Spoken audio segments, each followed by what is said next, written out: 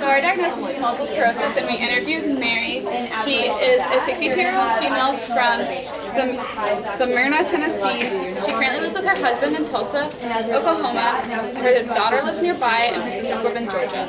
She has 2 years of college, and she was diagnosed with relapsing remitting multiple sclerosis on December 1st of 2003, and she had no family history of MS prior to this. After diagnosis, Mary asked God what she was supposed to do with her diagnosis. She felt called to be a pure advocate from 2005 until 2016. She receives infusion for her pain every 28 days, and she works a 9-to-2 job as an executive assistant. She's taking early retirement. So when looking at Mary's lived experiences, she was talking about how it was difficult for her to go to sleep at night because it's difficult for her to even turn off her brain. She has now taken a part-time job since her relapse, even though she had a full-time job for a long time. And she chooses to exercise 2 times per day, an hour each time, even through her fatigue, which is awesome. But she also experiences with the fatigue that she has to go to bed early at night, which has caused her to miss out on a lot of the social life, and that used to be a big part of what she would do every night. And so with the fatigue, she's learned to spend her energy in the ways that are most important to her, so just being very conscious of the energy she's using. And then one of the most difficult things she had to experience was learning to slow down the pace of life. That was just something she wasn't used to, and so it was a hard adjustment for her. But a positive avenue she's found was being a peer advocate for others who are taking the same medications that she is. Then when we look at other people with MS and their typical experiences, we see a lot of use of modifications, so such as home, bath, and even computer because of the blurred vision that they get as a symptom of MS.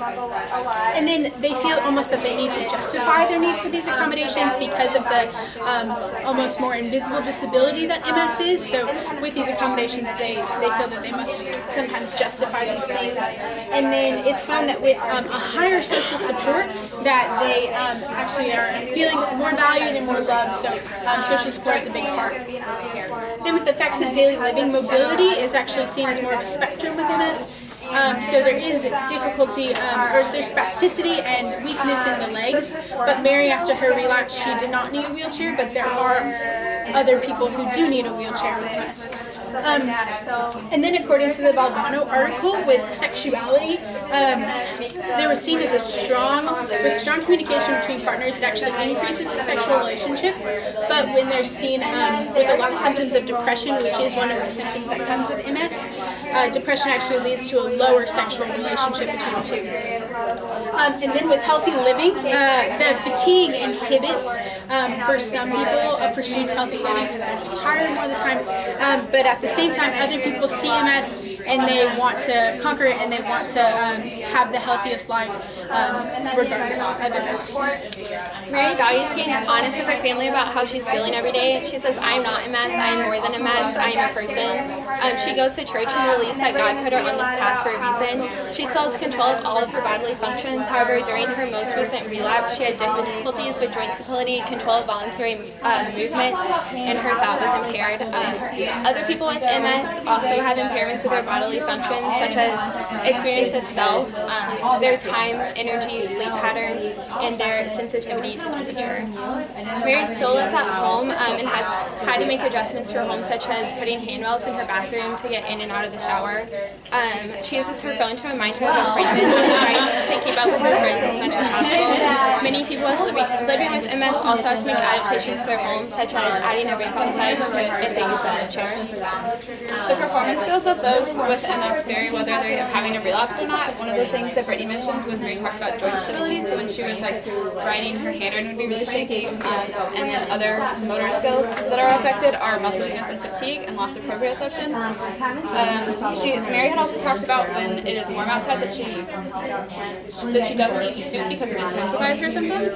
And then other social skills that are affected, some people have dysarthria, and then other people have trouble following conversations. When looking at performance patterns, Mary was very adamant that she did not want MS to affect her roles whatsoever. But when looking at routines, she did see this affected due to the fatigue. She had to learn to take a lot of naps and go to bed early, and this actually ended up causing her to adjust her routines that she would have. So she would have to do a lot of her. Okay, she would have to do a lot of her things in the morning when she had a lot of energy. According to the Greitner article, many people living with MS feel marginalized. Mary feels most isolated when she cannot attend social events due to her symptoms. Other people with MS don't disclose that they have it for fear of being looked down upon or that people will think that they're cognitively impaired. Mary also gets a lot of stares when she uses accessible parking, and other people also see this who have this disease. Some will disclose that they have it if they see it as a benefit to them, so using accessible parking, while others will keep it to themselves because they don't want to explain everything that it entails. When looking at employment, Mary had difficulty getting to job interviews, and then she had to ask for time off for her infusions. And according to the Rossler article, this is actually a common theme among MS people with MS. 80% of them actually are unemployed, and much of this is due to them not knowing their rights, but then also fear of retaliation from employers. Another thing that we found was the influence of habits and routines. In the Lowenstein article, they had talked about that it was important for them to ask for help and to plan ahead. And then, as Olivia had mentioned, when they have the most energy in the morning, when they get attended in the morning, it is important that they use that as their as part of their routine to do those activities that require the most energy in the morning when they get up.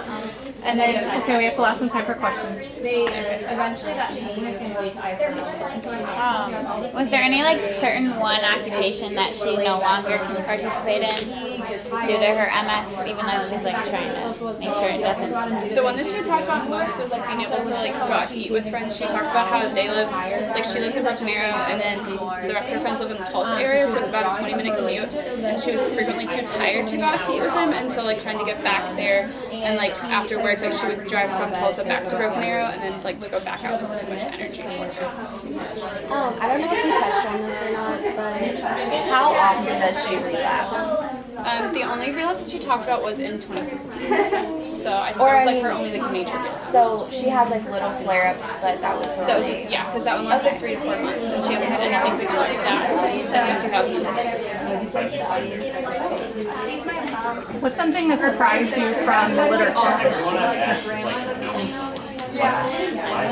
I think something that surprised me was how different people experience it, because the article I read talked about a lot about how people will tell others that they do have MS because they want the help and the support from others, while other people, especially when they're working, they won't tell people. And there was this one guy who was people at work just think I'm drunk all the time even though they know I don't drink because of his slurred speech. So just the way different people cope with it surprised me.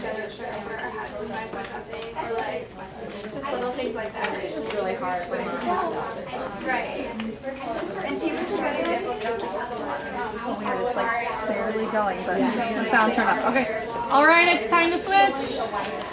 Nice job, guys. I like the